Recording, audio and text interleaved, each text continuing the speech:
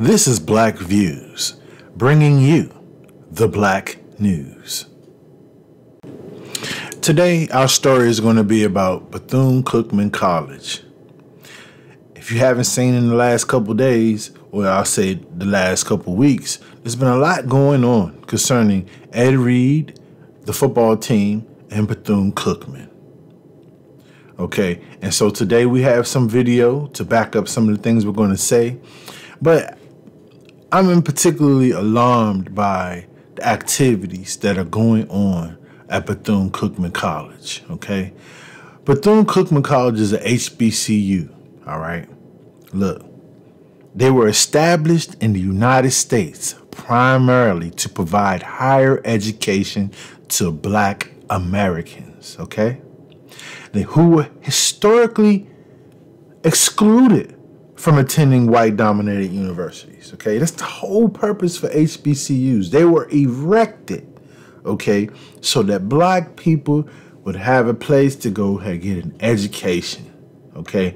And they were founded during a time when it was illegal for Black Americans to attend school with white students, okay? So these institutions played a critical role in providing access to education and creating opportunities for Black Americans, okay, who were systematically denied access to education, jobs, and other opportunities due to racial discrimination. These are the facts. This is the reason why HBCUs were erected, okay? HBCUs are not the private piggy banks of trustees and deans and athletic directors and all these other people. The people that founded these universities, like Bethune-Cookman, okay, we raise her to high esteem for her accomplishments, and not just her accomplishments, but what she did for Black people. Okay, so it's very important to note that. So when we talk about Bethune-Cookman, the college, and with the current situation that they are experiencing, we're not talking about Bethune-Cookman and her great accomplishments. She founded a university to teach African-American students who didn't have an opportunity to go anywhere else. And let's get the record straight, okay? Because what we have today that are coming out of the universities is not ideally what it was founded for. I've heard conversations on YouTube where you have people that have gone to HBCUs talk about the HBCU experience as if they exclude this experience from being a Black person. Remember, sharecroppers' sons and daughters went to HBCUs. Poor people. This was for HBCUs to bring them to a level where we could create industry for ourselves as Black people, meaning we would create jobs, we would create industry, and we would create whatever is needed out of those universities for the Black people of America. We know there was racism. We know there's been all type of undertows that keep us from succeeding. But it appears what we're seeing, this is self-inflicted. And whenever Black people speak about self-infliction, there's always some type of, well, this is what the white people are doing. This is what the white universities are doing. They're stealing every day. We're not even talking about that, what they're stealing. Their universities are not having the problems at alarming rates that HBCUs are having. Underfunded. For instance, Bethune-Cookman has a little over 4,000 students. There are some high schools that may be about the same size or a little bit less, and their facilities look way better. Okay? See, what it appears to be is that we have pork chop eating, pork and bean eating, you know what I'm saying, administrators that are thieves, liars, and quite frankly, don't care about the students. If you hear about the stories that go on at HBCUs where the campus police is somehow the personal police of the deans and the deans, it's all kinds of muck that's going on at these universities. And I'm not saying all of them, okay? And I'm not saying all administrators. I think there are some fine deans and some fine administrators and fine professors that attend these universities. But as a whole, there's a problem. On 2 separate occasions now, we've had former All-Pro coaches go to these universities and attempt to make them better. But because the university doesn't want to take any ridicule or doesn't want to take any negativity as far as how they're being ran or where the money is, they had to get rid of Deion. They had to get rid of Ed Reed because they don't want people that's looking and saying, hey, wait a minute, I'm not stupid. Okay, I've been to other places where it's ran better. Remember in my previous videos, I always talk about how black people prefer to go to white ran establishments because the way that they are ran. And this is what I'm talking about today. It's the same thing. The way they are ran is some type of unethical balance of people that are running these universities, and they think no one's watching, and they just do people any kind of way. Okay, we have an educated class of black people that are totally ignorant. Okay, now, and when I say this, not all educated black people are totally ignorant. But we have those that run these establishments and these institutions, fine institutions. The people that founded them were great people, and they meant well for what they did it. But then you have these bloodsuckers that took over, and now all of them are failing. They don't have practice fields. The kids' uniforms are old. I mean, what is going on?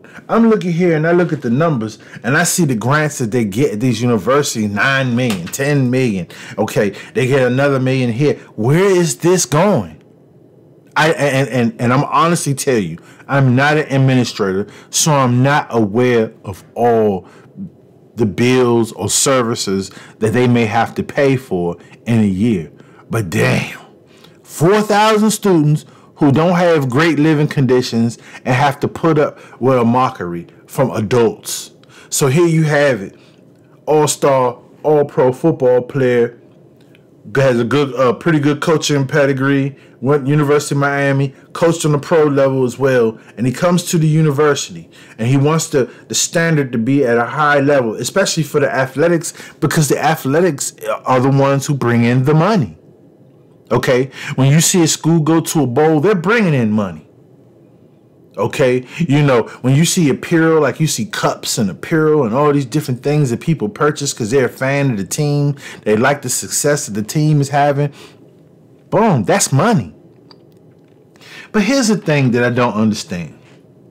You constantly have black people talking about, you know, oh, how great the teams are for other white universities and all so forth and so forth, right?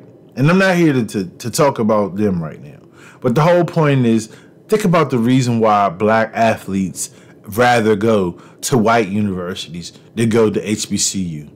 It's a question that HBCUs have to ask themselves. Now, it's not all attributed to them going to the NFL, because there are players in HBCUs that go to the NFL. So we're not going to sit here and try to act like, oh, well, they only go there because they get to go to NFL, because I think the percentage is about the same. You know, it's some black athletes that become great, outstanding college players, but never translate to the NFL arena. So in today's plight, the way we see sports, they're going to find you, especially if you're good, because these sports will win, and winning equates to money. So now let's go back to HBCUs, as I was explaining. What's the problem? Why do black kids not go to these universities? Because the resources are not the same. These kids go to white universities, they have great dorms. They have great programs to assist them. They have a great chow hall where they go to eat. Ain't nobody sitting around talking about we don't have no money to send the players to go play I don't know, 5-5 state. You don't hear this. Or they don't have dorms to live in. And then look, it's just an atrocity, an American atrocity, that someone somewhere is not doing something right. The organizations are not ran properly. And this is why you have what you have. So stand by so you can see the video, the little short video that I showed of the kids that are now protesting because, hey, Ed Reed, I told you day one, people may not like how he did it, but he brought it to light. He had to bring it to light because this is what's going on. Children are attending these universities expecting one thing, and they're getting right out of there. Okay? So what that means is that poor kids that can't afford certain tuition go to HBCUs and do not get the quality of a university. I mean, what is required for students to learn? A place, a nice, clean place. Okay, what is required for dorms? A nice, clean dorm space, security, ensure maintenance is picking up on the yard. It's not really the students' responsibility to clean up. Okay, it's not their. I'm sorry, but see, in a black university, you'll probably have kids lined up outside picking up trash, and guess what? All that's great, all that's good, and it sounds good, but that's not their job. You must pay for maintenance. Stand by for the video. Now at 4:30, hundreds of Bethune-Cookman students spent hours this afternoon protesting what they call poor living and campus conditions. The school recently announced it stopped contract negotiations with Ed Reed as head football coach. The former NFL star posted on social media talking about the campus's conditions when he visited. News 6's Molly Reed was at the student protest today and shows what they want to see.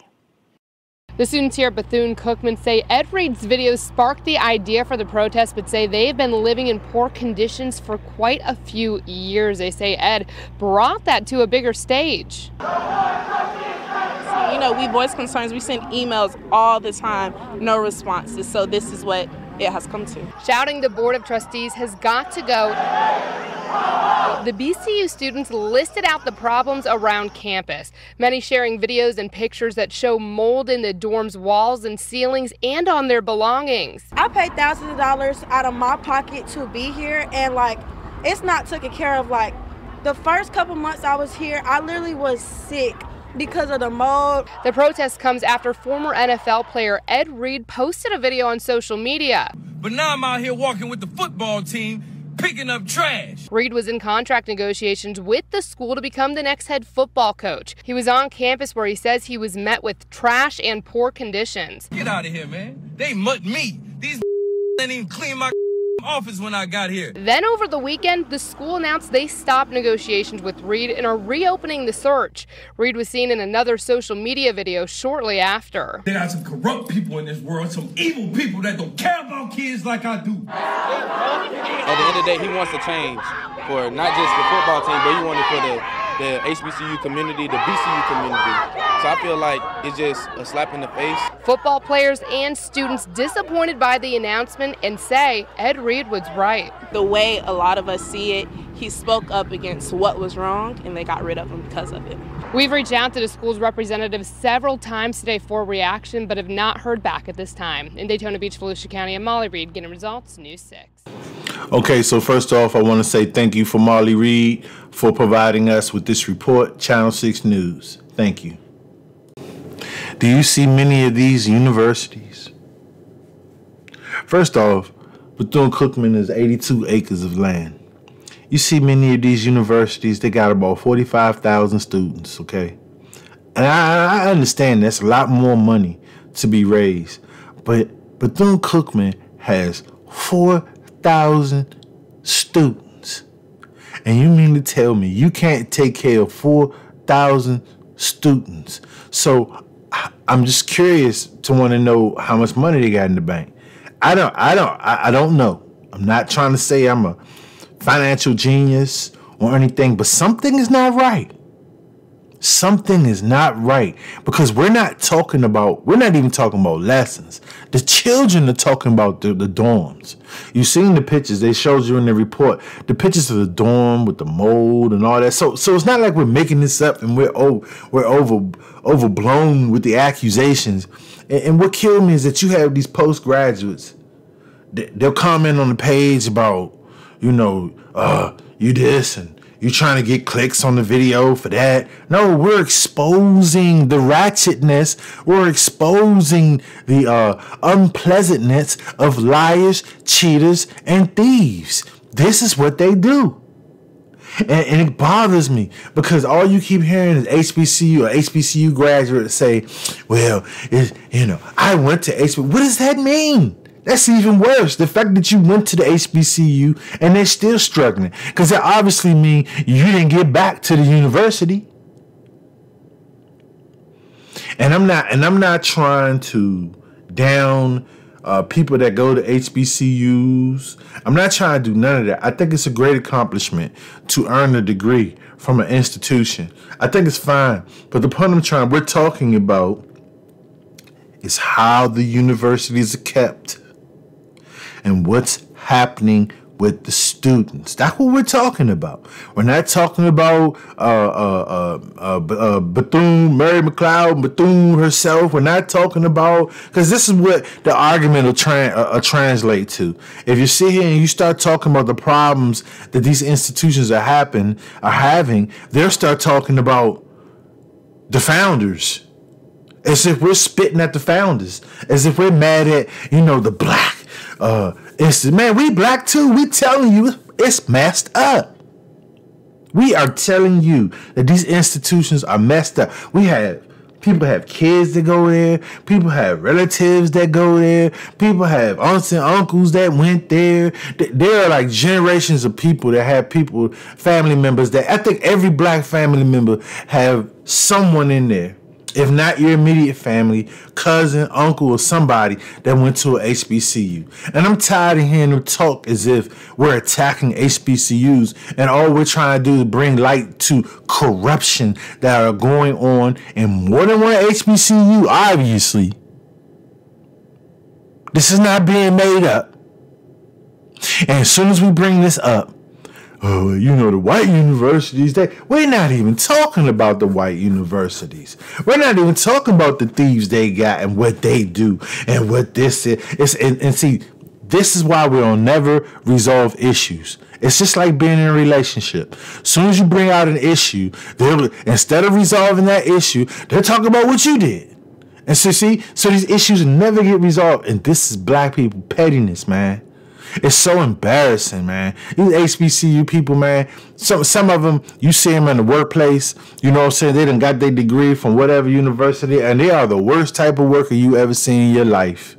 You understand what I'm saying? And they treat other black people like dogs, especially in the government complex. It's like they think I don't know. Suddenly they want to transform into, the same people that they're talking about. They try to transform into and become the oppressors. When you see a lot of black people in the workplace, they're not having problems with white people. They're having problems with their own people. And many of them have gone to this institution, and instead of pulling up like it was meant to be, they've tried to become a separate class of their own, of being something that they're not. And this is why these institutions continue to fail, because we have people that are working within the fabrics of those institutions that are stealing, obviously. And what they would rather do is blame each and every person outside the university as to why they are failing. They'll try to blame. I'm surprised they ain't blaming students. You saw the correspondent came back and said they try to reach out, try to get some information. They won't even answer back to anything. It's like their policy is just be quiet. This will blow over. And this is what they are doing. And those young black people that come through those universities are not getting the same education that they would at a white university. They're not getting the proper experience that they should get. It was supposed to, you were supposed to be around other African Americans, absorbing the culture and learning to live as a team, not as individuals. You were supposed to go out into the workforce and you were supposed to create a space for black people. You were supposed to create dynamic industries that would assist black people and the United States. That's not what you did. And so now you got every I don't know, tobacco chewing foreigner, okay, that come here that don't understand your history, that'll say, why do black people get their own universities? Because they don't know history. They're ignorant to the history. Okay? And so they're being told that, oh yeah, they got their own colleges, HBCUs, they got their own college, they're not being ran properly. These people are only concerned with titles. These are the people that are concerned with titles. These are the people that are concerned with prestige that they did not earn. It's just a title. Dean, athletic director, chancellor, all of these different titles that they have, but they don't function in.